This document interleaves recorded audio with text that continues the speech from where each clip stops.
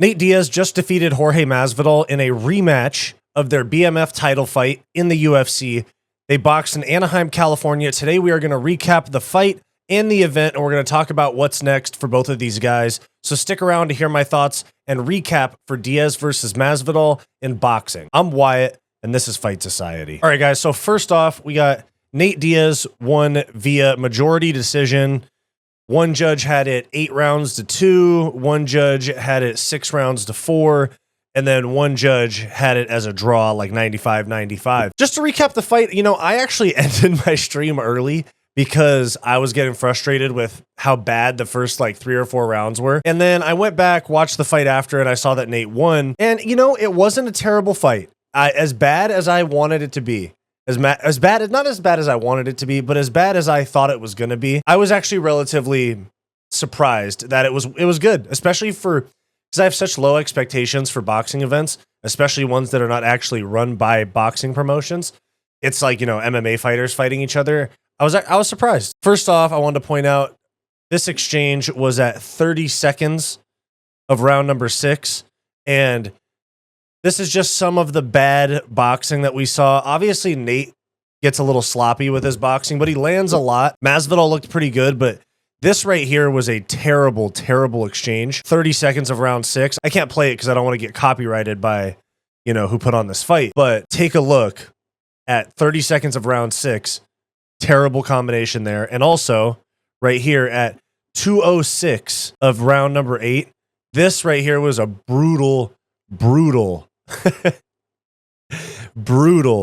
exchange between Masvidal and Diaz. It became like an MMA clinch wrestling, dirty boxing position. This right here at 2:29 of round number 7 is where it really got really bad. Nate was overextending, literally just patting Jorge Masvidal's sides with the insides of his gloves. And then right after that, he started boxing and then got hit with a big left from Masvidal. So as far as the fight went, that's most of what it was Nate landing a lot more volume, this typical Diaz style, landing a lot more volume, while Masvidal landed the bigger shots that didn't have any effect on Nate, really. And it's boxing, so, they are scoring points, and Nate Diaz scored a lot more points, so it makes sense that he won. In the middle of the fight, I was, thinking of it from, a damage scoring in the way that MMA is scored, but I was like, oh, no, it's boxing. They're scoring points, really. A couple other points of things that I noticed was Jorge landed a big shot somewhere in one of these exchanges, and Sean O'Malley, who was on the color commentary, said you could hit Nate Diaz in the head with a baseball bat and he'll be fine,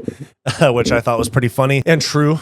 And then Sean O'Malley, big props to Sean O'Malley putting on for the MMA community here, because the boxing announcer that he was sitting with tried to get real snobby about boxing versus MMA striking. Basically just started saying some condescending shit about the boxing that was happening in the ring right in front of them between Nate Diaz and Jorge Masvidal. And Sean O'Malley checked him. And I thought that shit was dope. So shout out Sean O'Malley. And then in terms of the fight, it wasn't terrible. It was actually pretty entertaining. I turned it off. Like I mentioned, I turned it off early. And then I went back and rewatched it. And I was like, you know what? Not bad. This is actually acceptable shit. And this was, just to recap the card, there was a few things on here there was a few fights on here that were really good. I'm not going to lie. The very first fight of the night was fine. Bryce Logan versus Jose Aguayo. That was a good one. Gabriel Aguilar Costa defeating Steven Dunn on the prelims via second round KO is something that I did want to mention, because there is this guy. I mentioned this on my stream. This guy runs sponsored Instagram posts, Steven Dunn. And he came up on my feed weeks ago, and I was like, yo, this guy should not be a pro boxer yet. He's not good enough. And he shouldn't be running ads on these videos of him, hitting pads or hitting the bag, because he looks terrible. He literally would have people signing up to fight him after seeing that. Some people, you see Alex Pereira cracking mitts, and you're like, I don't think I want to fight that guy. But then Steven Dunn, this guy, his training video, you'd sign up and be like, oh no, I want to fight him for sure. That's a dub. So here he is. It was funny because this guy came up on my feed 5-6 weeks ago, maybe less than a month ago. And I was like, okay, yeah, this guy should not be posting shit like this. He's a 5-0 professional boxer. I was like, okay, I moved on. And then when I was watching the fight yesterday, and I was like, wait, it's that fucking guy I saw on Instagram. It's that guy. And so I looked into it and I was like, yep, this is the guy. But just for example, not to be a super hater, but look at his hook.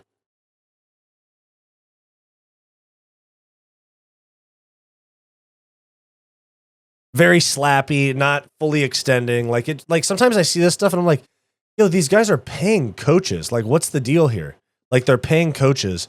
Why are they not receiving like proper instruction? Like, why are they not being told, like, oh, when you throw your jab, your other hand is dropping, it leaves you open to a counter, or you're slapping on your hooks, you need to turn your knuckles over. I mean, like, geez, man. Like, they film all the content. They do all that stuff that's necessary. Like, he's throwing his jab from his hip. Like, I'm telling you, like, this type of thing, like, they film all the content, they do all the cool looking shit, but then when it really comes down to it, they're trash, dude. They're terrible. And they're terrible, and they lose all their fights. And so basically that's what happened. That stood out to me on the prelims. And then Sanchez versus Lopez, I guess it was kind of a robbery there. And then you had Devin Cushing beating Manny Correa. That was a pretty good fight. Then you have Amado Vargas defeating Ryan Garcia's younger brother, Sean Garcia.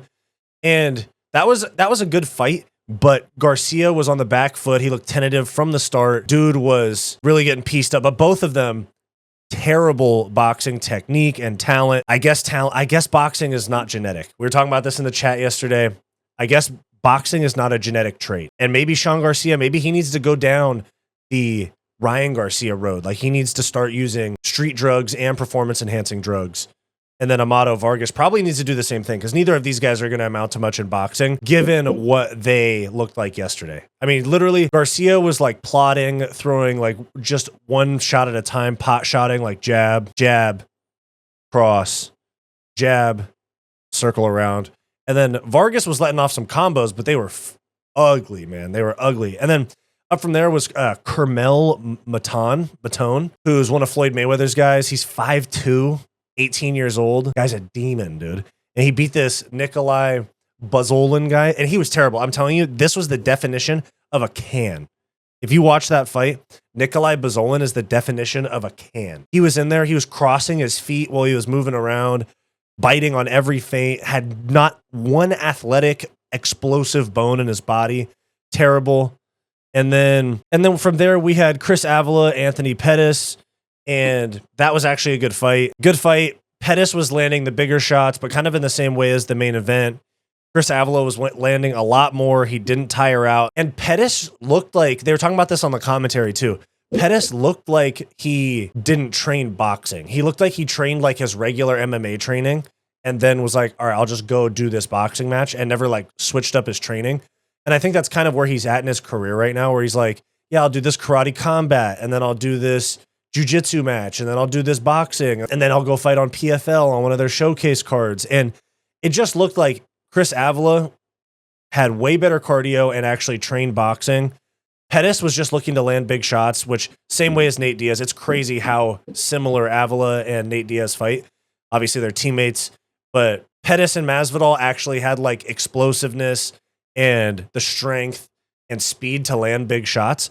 But it's boxing, those type of things, even though they can do damage, it's boxing, they're scoring points. So, and then Shane Mosley Jr., Sugar Shane Mosley Jr., defeated Daniel Jacobs via unanimous decision. All 10 rounds on one card, and he got 9 out of 10 rounds on another card. Very one-sided fight. You could see the age between them. We move on from there to the main event. Nate Diaz and Jorge Masvidal via majority decision. I went over this at the beginning of the video. Nate was landing the bigger shot, or Masvidal was landing the bigger shots. Nate was scoring points. He outpointed him for the majority of the fight. Nate gets a dub. Now, one thing that I wanted to talk about too in terms of this card is the boxing pacing is terrible. I said this on my stream yesterday that the UFC has cracked the code when it comes to the production, like pacing.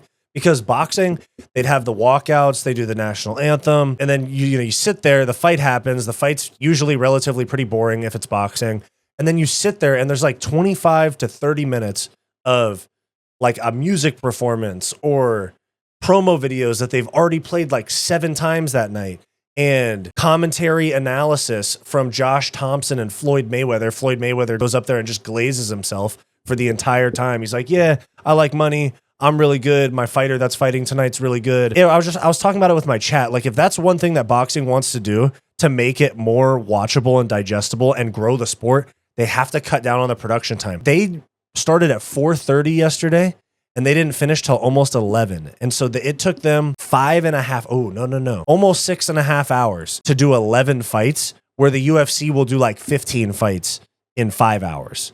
You know, just the pacing was terrible. There was like an hour and a half to 2 hours that could have been chopped off of that from a production standpoint. It was a lot. But anyways, we watch MMA on this channel for the most part. When the UFC takes a weekend off, we watch stuff like this.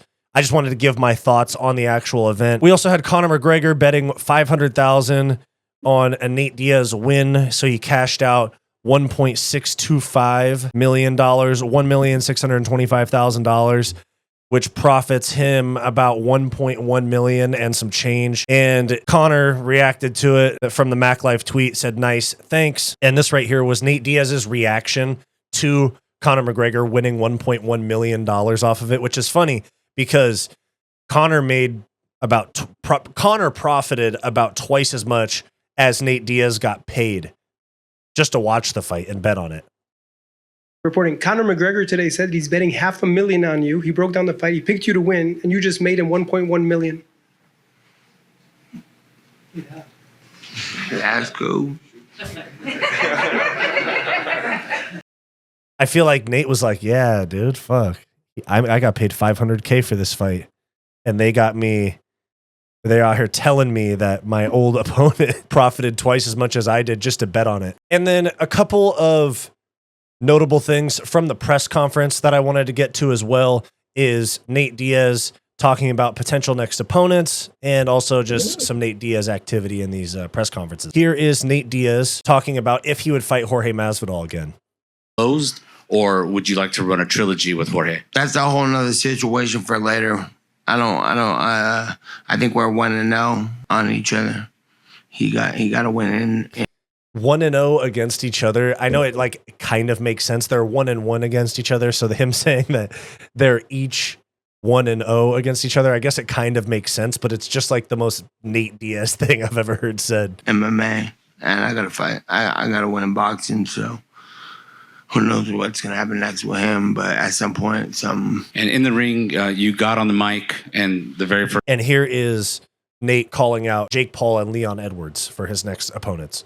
First thing you did was you called out Jake Paul. Can we act, it's a fight that's been talked just about. Off the top of my head, I would like to whip his ass. I would like to get a win against Leon Edwards, who's the best fighter in the world right now at 170. So Nate Diaz wants to fight Jake Paul or Leon Edwards. If he was to fight Jake Paul, it would probably be in MMA, in the PFL. I don't know if Nate wants to do that, because it burns that bridge with the UFC. Like he's got to like either wait for a UFC comeback, or if he signs with PFL, he just has to accept that the UFC will never take him back. And they'll somewhat erase him from the memory books the same way that they did Francis Ngannou. So like if Nate ever wants to come back to the UFC, cannot fight Jake Paul in the PFL. It would have to be in boxing. That's the only way that he can fight Jake Paul and still come back to the UFC at some point, potentially. But people like Dustin Poirier have said that it sounds like they're not going to bring Nate back, period, to the UFC. That's what they've heard. So we'll see what happens. But Jake Paul responded to Nate Diaz's call out and said, fuck you, Nate Diaz. You're a hoe who ducked my $15 million PFL MMA offer. Masvidal trash too. So this makes me think that what most likely is the reason Nate won't fight specifically $15 million PFL MMA offer. It tells me that Nate thinks that there's more than $15 million of pay out there for him with the UFC, and that if he accepts the PFL fight against Jake Paul, he will be erased from UFC memory, history. They'll like wipe his fights off of Fight Pass, shit like that, unless they use it as Conor. But they're going to do what they did to Francis Ngannou, act like Nate never existed, and Nate might think like, oh, you know what? If I go back to the UFC, there's probably 2, 3, 4 fights. And in those fights, I would make $15 million and I'd be able to do this and that and the other.